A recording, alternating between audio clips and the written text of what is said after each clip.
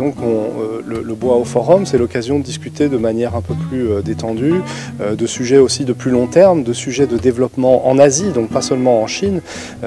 Beaucoup de nos clients s'intéressent à la Belt and Road Initiative et cherchent à se développer dans les pays d'Asie du Sud-Est, d'Asie centrale, et c'est au cœur des préoccupations du Boao Forum.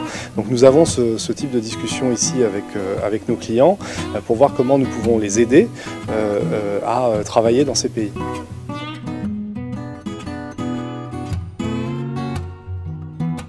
La montée de la consommation intérieure en Chine et la montée du niveau de l'exigence de qualité, de sécurité et de qualité environnementale des produits, finalement, redonnent un avantage concurrentiel à des technologies européennes ou américaines qui peuvent donc se développer en Chine. Et donc, finalement, les entreprises européennes et américaines sont très optimistes.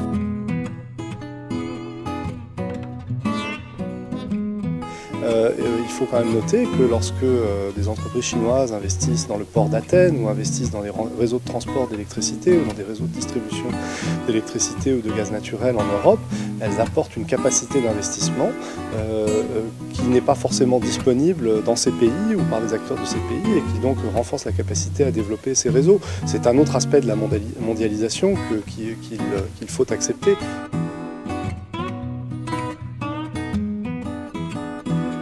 On est à un moment clé de changement du modèle de mondialisation.